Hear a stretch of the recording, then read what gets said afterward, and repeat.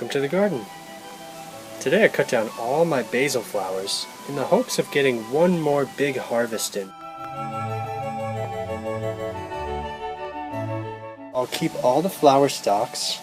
We're not going to disturb those. We're just going to pluck off these large leaves. We'll allow these to dry probably indoors. Even the ones that are still blooming, we'll just continue to let dry until they turn brown, and they'll probably get viable seeds.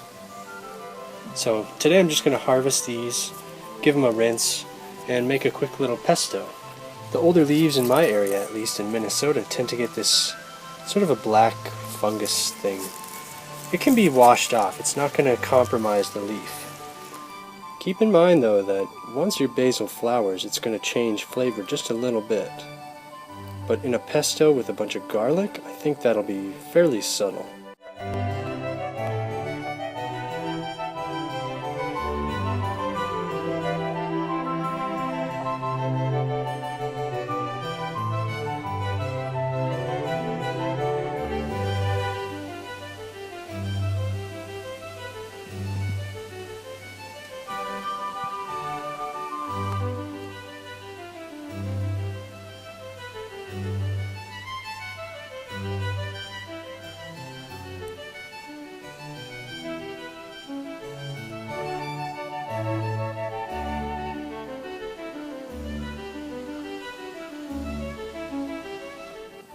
I'm actually getting a lot more basil than I thought.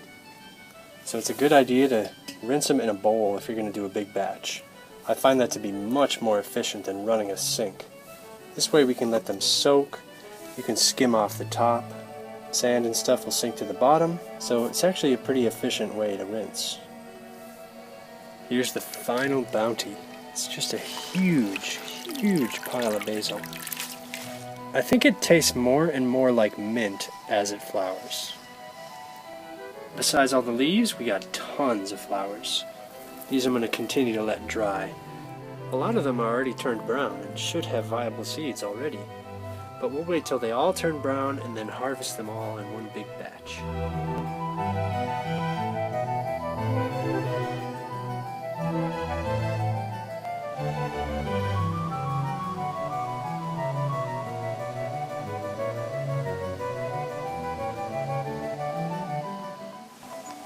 Once the flowers are brown and dry like this, I just strip them down all at once like that, and we can already see some of the seeds. Tease these apart. I actually like to pick off the chaff and plant it out because there still could be some seeds in there.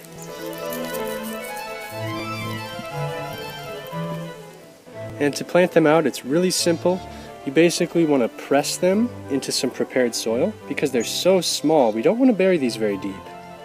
We want to bury them as deep as they are tall. So just pressing them in or dusting them with a little bit of soil.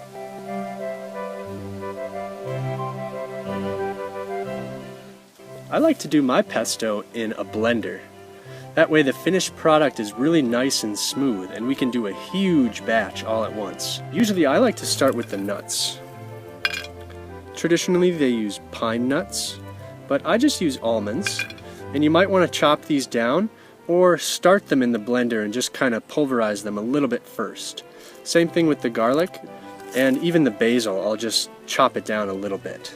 Then we can add our Parmesan cheese, a little bit of salt, tons of olive oil, because in a blender you've got to have plenty of liquid, otherwise it's not going to really cycle through and mix everything well. And for that same reason I add lots of lemon juice. I actually really love the flavor of a really bright lemony pesto, so I already like to add a lot of lemon juice. So we end up with a bit of a thinner pesto, but it's really smoothly combined. All those basil leaves just blend down. If you're using a food processor, it tends to be a little bit rougher like this. And before you're done, make sure to do a taste test. You might need a little bit more salt, a little bit more lemon to get it nice and bright. The Parmesan cheese is a really nice complex flavor, and the garlic is really, really strong. So depending on your taste, you can really tweak it to your liking. So that massive harvest gave us 2 really full bins of pesto. This batch turned out really, really good. Lots of lemon, so it's really bright, Just the perfect balance of garlic and basil is absolutely delicious. And I can't really taste any of the mintiness that's usually associated with basil that's gone to flour. We'll be able to thaw these out in winter and enjoy it year-round. So we'll have pastas and sandwiches and wraps. I even like it in scrambled eggs sometimes. Pesto is really versatile, super tasty, and really healthy for you.